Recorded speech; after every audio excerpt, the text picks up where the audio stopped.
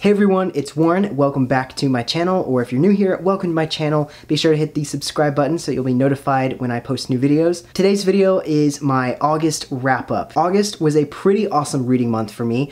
I read 6 books total, which is great. I usually read like 1 or 2 a month. The main reason for this was because I was doing Booktubeathon, and since Booktubeathon began at the end of July, I kind of split that reading into 2 months, so I had some featured in my July wrap-up, and the rest are being featured in my August wrap-up, just because the overlap of Booktubeathon into both months. They were still really awesome books, and I can't wait to talk about them with you guys, so let's get into the video. The first book that I read during Booktubeathon at the beginning of August was Love and Gelato by Jenna Evans Welch, and I read this as one of the challenges for Booktubeathon. This is a cute contemporary romance about a girl named Lena, whose mother has just recently passed away, and so she is going to spend the summer with her father in Italy, and she goes to, I want to say it's Florence. I can't remember if it's Florence or... Basically, it's summer in Tuscany, and she's going to live with her father there. And when she gets there, she finds a journal that was kept by her mother, and it gives her insight into what her mother was like when she was a college student attending an art school in Florence. And of course, there is some romance involved. She meets this boy named Lorenzo, and the two of them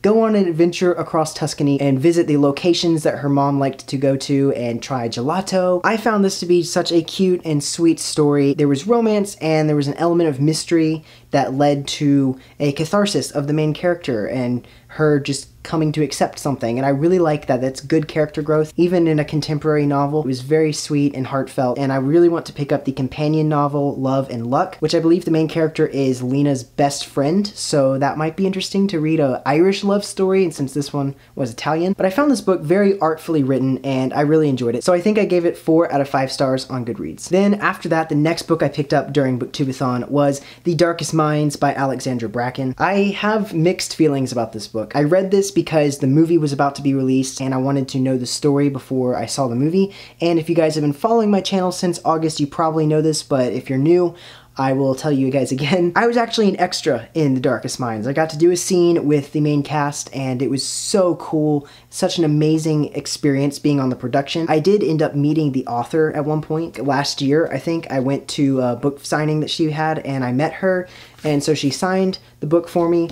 So I felt sort of obligated to read this when the movie was coming out. All that to being said though, I did have a hard time getting through this book. I wanted to enjoy it, but the beginning felt really slow for me. There was a lot of exposition and character descriptions. Not that I didn't like that, it was just slow. Like I wanted something to be happening while I'm learning all of this. Instead, it was like a big info dump right at the beginning. So I ended up just listening to the audiobook for this. Once I got into it though, I did enjoy it more. I found the plot to be very interesting, and there were some plot twists near the end that I did not see coming. So that was exciting to read about. I think maybe if I wasn't in just like the pressure and crunch of Booktubeathon and trying to read 7 books before the end of the week so I could win, then I think I might have enjoyed this book more. I would like to try and give it another chance at some point and maybe pick up the sequel, because I think they confirmed they're making all the books into movies, so I would like to try and reread this series at some point and continue with it. But I just had a hard time getting through this one. The character of Ruby, unfortunately, felt very boring. I didn't really sympathize with her and like what she went through, I guess, that kind of developed her into the character that she is at the beginning of this book. I loved Liam. He is the other main character and also the love interest, and his character was great. He had lots of personality. He was very cool and funny, and I really loved that about him. I just couldn't stand Ruby because she just had such a boring narration throughout the entire book. I really wanted to like this, and I feel bad because Alexandra Bracken was such a nice person, and she was so friendly to me when I met her, so I feel really bad for not liking this book, but unfortunately, that's the truth. I did end up giving it 3 stars, which isn't a terrible rating. It definitely was not one of my favorite books of this year, so I hope that I can try and pick it up again at some point and give the series another chance. Then after that, I picked up a comic book, and that was Batman Detective Comics Faces of Death, with a very creepy cover on it. This is part of the DC Comics New 52 run. That's like all the comics I own pretty much are DC. This is a Batman story where the Joker goes missing from Arkham Asylum, and in the void of his absence, new villains spring up that Batman has to deal with, including 2 very famous ones, the Dollmaker and the Penguin. This story was so gory and gruesome, but I really liked that because that's what Batman is supposed to be. It's supposed to be really intense story. I don't like the cartoony Batman because it just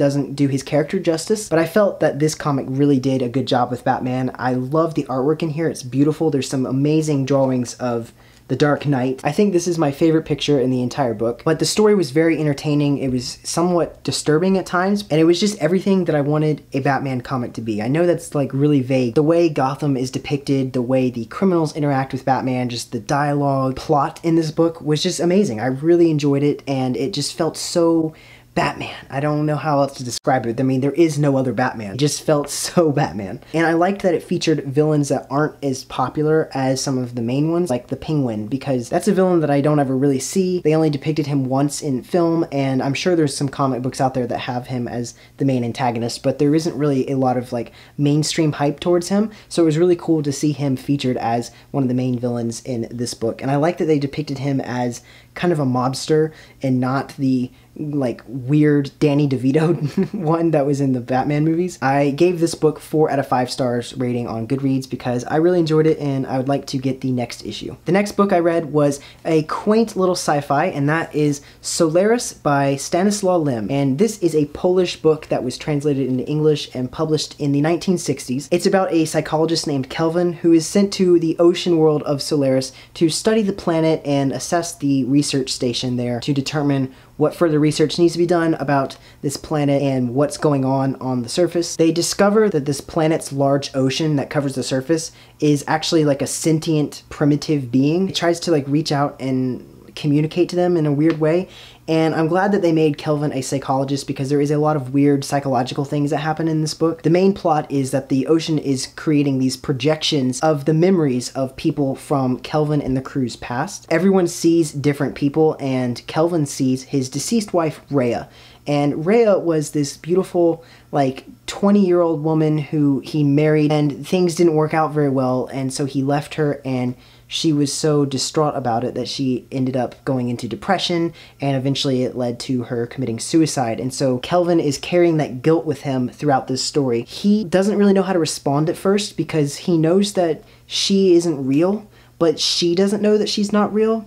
And so it's like this weird thing where he wants to try and have a second chance with her because he remembers all the love and passion that he felt for her, and he feels so guilty and remorseful for not trying to fix things in the relationship. It was very, very weird, but I loved it. In a way, it was like a beautiful tragedy, and it actually, not gonna lie, did make me tear up. When I read the end of it, I was crying, and that's something that I am admitting to you guys in confidence because there's like this standard that dudes can't cry, and I'm a pretty tough guy. Like, I don't normally cry at all when I read, but this was a moment that just brought out such emotions in me, such appreciation for not only artwork, but just like being invested in the characters and emotionally wanting them to be happy.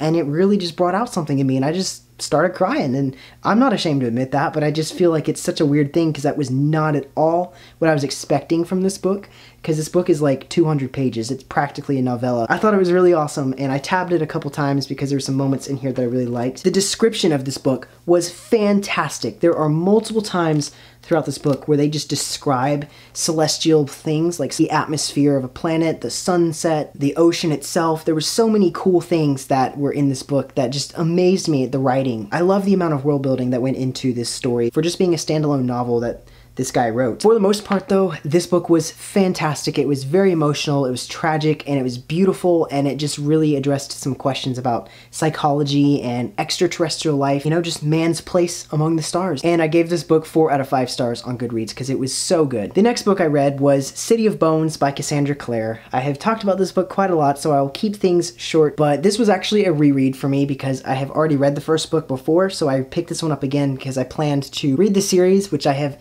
yet to do past this book, so I don't know when I'll get around to it. So obviously it's the first book in the Mortal Instruments series. I don't think I really need to explain what happens because you guys have probably heard about this series if you've been on BookTube for any amount of time. I really enjoyed it. It's one of my favorites, and it has some nostalgia with me because of the first time I read it. Jace and Clary are just great characters. It was just really good to come back to this world and reread this book and hopefully continue with the series. Jace is by far one of my favorite characters. I just love his swagger and his charm. He does have a soft side, but he is so arrogant. And I actually did a Jace cosplay shoot, which is on my Instagram if you want to check that out. I'll link my username in the description. But yeah, this is such a strong introduction to this world. This book had so many plot twists that I wasn't expecting. There was a lot of Dante's Inferno imagery and symbolism in here, and so I really enjoyed it, and I hope to continue with the series before the end of this year. I mean, I've got 3 months left, and I need to attempt to read like 12 books, so who knows if that's going to happen. And on Goodreads, I gave this book 4 out of 5 stars as well. The next book that I picked up, I read this book at the end of August. It was the very last one for the month,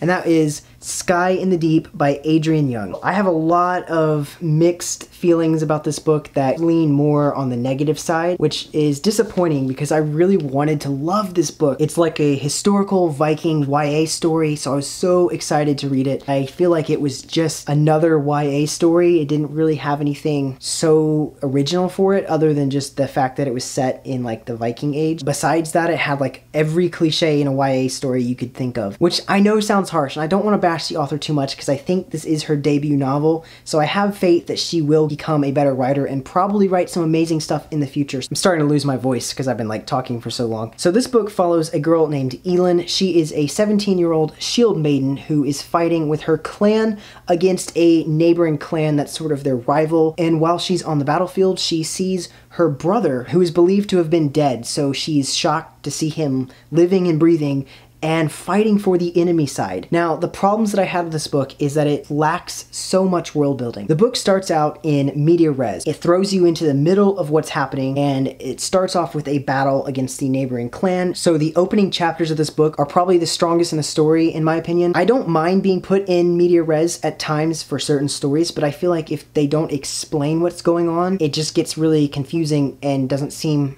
like it matters. And that's what this book felt like. There was no explanation as to why these two clans are fighting each other, and the characters just did not feel very fleshed out at all. I really didn't like the main character, Elin. There was nothing more to this character other than that she could fight and she was really good. She cried a lot and she whined a lot, and it didn't feel like the character was strong because there was something in her life that had forced her to become strong, that had forced her to become a really great warrior. So there was lack of world building. The plot made no sense at all. The main antagonist of this story like had no reason to be there. It made no sense why they were there, and then the character just felt like a cliche. All that to say, I gave this book 2 stars. I'm extremely disappointed because I really wanted to love this book and enjoy it because I thought it was such a good idea. Hoping that Adrian Young will write better things in the future. I'm still open to giving her another chance. I'm sure everyone struggles in writing their debut novel, and I know she'll probably get better over time. So yeah, those were all the books that I read last month. I am really proud of myself for being able to read 6 books because I don't think I've been able to read that many in 1 month like this entire year. 2018 has just felt like one giant reading slump this year, and I'm really glad that I was able to read that much. So hopefully I will read even more books this month. We'll see what happens. Let me know down below in the comments how many books you read last month. I'd really love to know which ones you liked the most and which ones you didn't like, and I'm curious to know what you thought of the books that I read last month. So let me know in the comments section, and as always, please give this video a like if you enjoyed and hit the subscribe button so that you'll be notified whenever I post new videos. Social media links are in the description below, and I will see you guys in a new video really soon. Bye!